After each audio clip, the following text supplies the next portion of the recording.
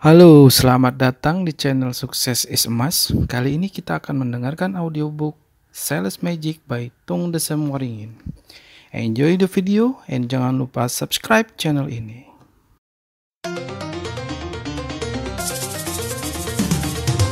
Audiobook Sales Magic.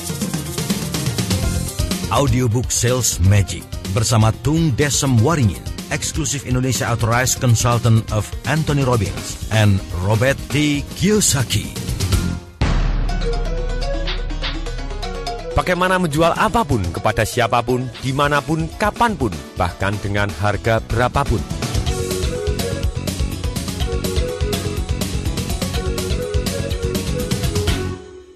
Dulu di Indonesia ada dua orang yang terkenal bisa jalan di atas air. Dua orang ini adalah pensiunan yang sangat-sangat kaya. Mereka tinggal di atas bukit, di dekat danau karena mereka hobinya mancing, sedangkan uang sudah sangat banyak. Maka mereka pensiun, setiap hari mereka mancing. Mereka mancing selalu di tengah danau supaya mendapatkan ikan yang besar.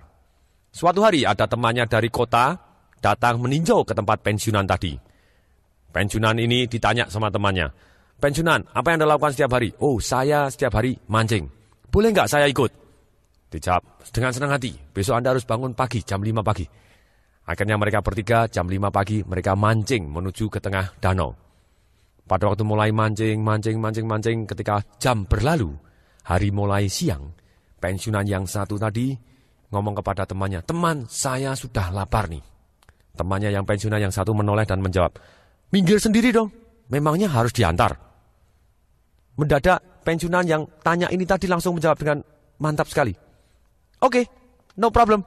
Langsung dia gulung celana panjangnya, satu gulung kedua, kemudian langsung keluar dari perahu, langsung kaki diangkat satu dan langsung ting ting ting ting.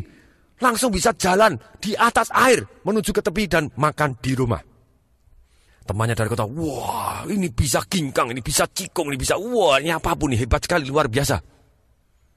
Dan kemudian selesai makan, pensiunan tadi juga langsung jalan lagi di atas air dari pinggir rumahnya dia ke tengah danau menuju kapal. Ting, ting, ting, ting.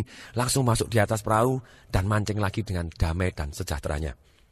Kemudian pensiunan yang satu ketika hari sudah mulai agak siang lagi, gantian lapar. Pensiunan yang satu tadi lapar dan ngomong kepada pensiunan yang sudah makan tadi, "Teman, gantian saya yang lapar nih." Temannya juga ngomong, "Loh, memangnya harus diantar? Minggir sendiri dong." Jawabannya juga sama, "Oke, no problem." Langsung digulung lagi, langsung satu kaki digulung lagi, kemudian setiap kaki diangkat, keluar dari perahu, langsung ting, ting, ting, ting. Pensiun yang satu ini juga mendarat langsung, bisa jalan di atas air. Temannya dari kota langsung bilang, "Wah, hebat bener nih. Temanku ini pensiunan lama, tidak turun gunung mendadak bisa jalan di atas air. Jadi dewa nih, jadi sakti nih."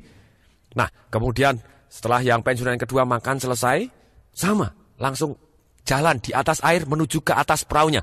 Ting, ting, ting, ting. Langsung masuk di atas perahu. Dan kemudian mancing lagi dengan damai dan sejahteranya. Kemudian orang temannya yang dari kota ini tadi mendadak lapar. Karena lapar. Akhirnya nggak tahan. Akhirnya dia ngomong kepada dua pensiunan ini tadi, "Teman, giliran saya yang lapar nih." Begitu kedua temannya baru noleh, baru ngomong, mendadak teman di kotanya ini sok tahu. Langsung ngomong, Oke, tahu. Saya harus berjalan di atas air sendiri kan?" Ya kalau sudah tahu caranya ya sudah, jawabannya pensiunannya. Mereka pensiunannya langsung mancing. Kemudian mendadak orangnya yang dari kota ini langsung angkat satu kaki dengan kaki yang menggigil. Biur, hap, minum air banyak sekali. Begitu minum air banyak sekali, temannya yang dari pensiunan tadi langsung mengangkat. Temannya dari kota langsung ditaruhkan di perahu dan pompa perutnya keluar. Airnya banyak sekali dan basah kuyup. Begitu basah kuyup, dua-dua pensiunan ini saling menoleh. Langsung satu yang ngomong, "Ini salah kamu." Yang satu ngomong, "Ini salah kamu." Akhirnya mereka berdua menghela napas dan ngomong, "Ya kita salah berdua. Kita harus minta maaf kepada teman kita dari kota." Kemudian mereka berdua menoleh kepada temannya yang dari kota tadi yang masih basah kuyup dengan wajahnya pucat pasi karena minum air banyak sekali. Terus langsung berdua yang pensiunan ini ngomong begini, "Maaf teman, seharusnya kami kasih tahu dulu di mana letak batunya." Ya terang aja bisa jalan di atas air kalau ada batunya. Demikian juga kalau kita tahu batu-batu dari penjualan, terjadi penjualan seperti magic. Tak, langsung terjadi penjualan. Sangat-sangat ajaib bagi orang lain yang tidak tahu. Nah, batu-batu dari penjualan itu ada 4. Kalau kita bangun batu ini dan kita lalui dari tidak kenal menjadi kenal, mendadak terjadi yang namanya sales magic. Terjadi penjualan seolah-olah ada magicnya. Magic itu adalah sesuatu hal yang kita tidak tahu caranya, maka kita anggap magic. Nah, kalau kita sudah tahu caranya, sudah bukan magic lagi. Batu pertama dari sales magic ini adalah trust. Jadi kita harus membangun trust untuk mendirikan batu yang pertama. Yang kedua adalah need. Kita akan membangun need. Jadi kita akan membangun batu kedua yaitu need. Orang jadi mau, jadi kepingin, perlu. Kemudian batu yang ketiga adalah solution. Jadi caranya membangun bagaimana kita memberikan solusi. Sehingga orang berebut bahkan cara belinya kepada kita. Kemudian yang keempat adalah close the sales. Bagaimana kita close the sales dan handling objection. Atau mengatasi keberatan. Kita akan bahas satu persatu. Batu-batu atau dari kurva penjualan ini sehingga dari tidak ada sales menjadi sales seolah-olah terjadi magic. Bagaikan jalan di atas air. Bagaimana kita building trust? Batu yang pertama. Bagaimana kita building trust? Dari orang tidak percaya bisa jadi percaya kepada kita. Building trust terdiri dari 3 kategori besar. Percaya timbul 1 karena adanya reputasi dan referensi. Yang kedua, karena adanya keakraban atau kemiripan.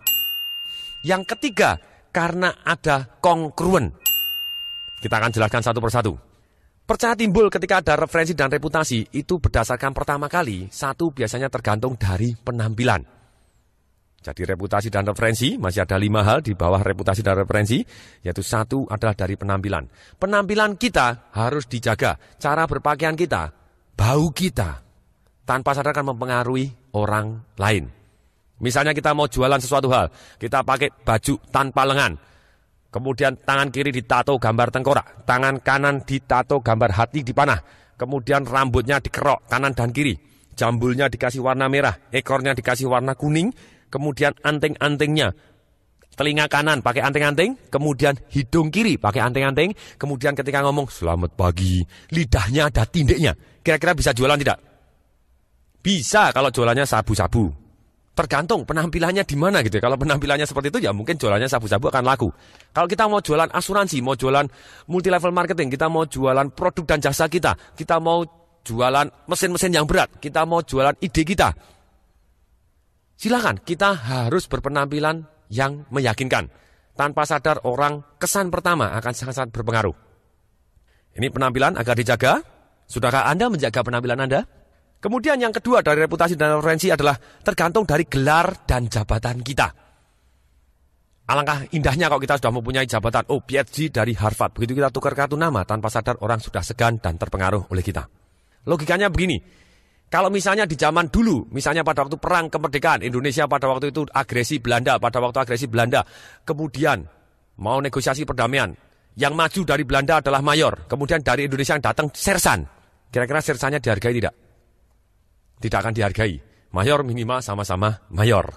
Demikian juga, pada waktu kita mempunyai departemen sales, seringkali sebagai perusahaan itu memberikan gelar atau jabatan yang begitu rendahnya sehingga ketika orang tukar kartu nama yang punya kartu nama pun malu karena di situ tertulis junior sales officer. Sudah sales officer kasih junior lagi, lebih parah lagi.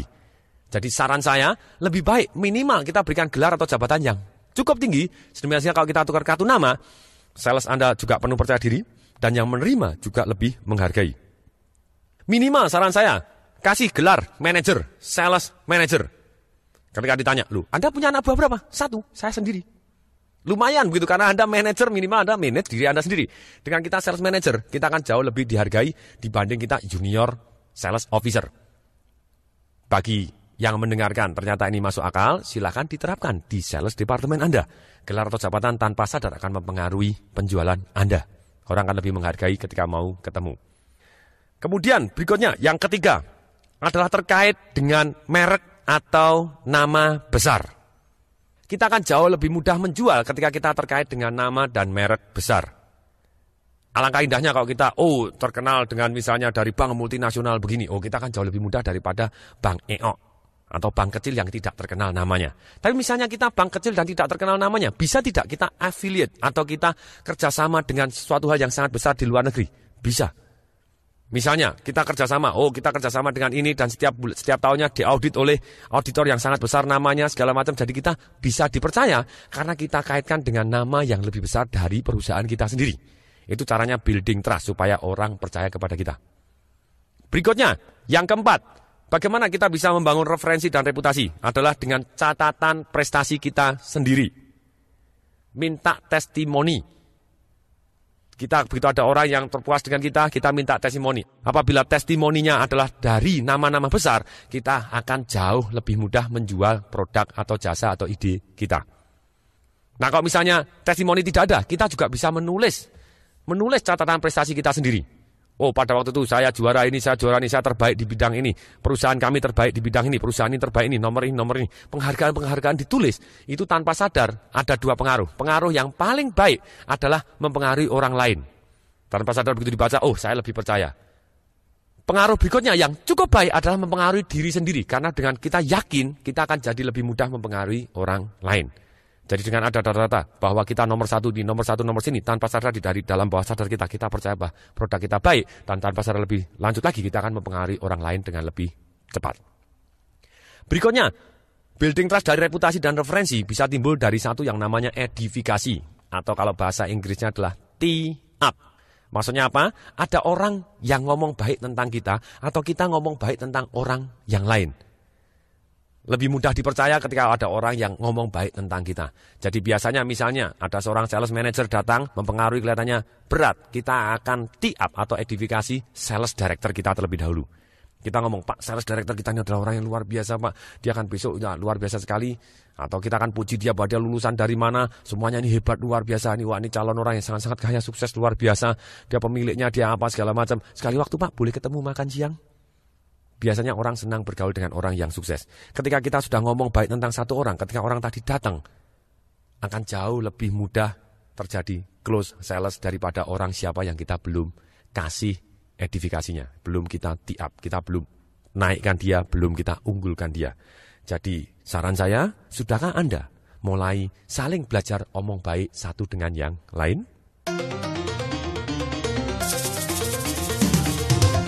Membangun kepercayaan. Yang pertama adalah reputasi dan referensi. Yang kedua adalah kita membangun keakraban dan kemiripan.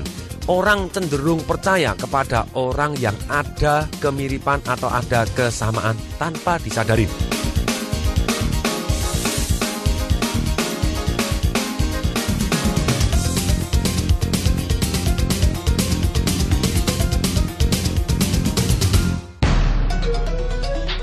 Sales-sales yang paling top di dunia selalu mempunyai ilmu untuk membangun kesamaan tanpa disadari sehingga orang percaya terhadap dia. Contohnya, dia akan membangun kesamaan satu dengan topik. Topik biasanya terdiri dari pertanyaan, Bapak asalnya dari mana? Ketika ada satu orang ngomong, oh asalnya saya dari New York. Oh sama saya dari New York. Langsung enak. Kemudian ada ditanya juga, kalau asalnya tidak bisa kita biasanya tanya apa? Hobinya. Bapak hobinya apa? Badminton. Ah sama saya hobinya badminton.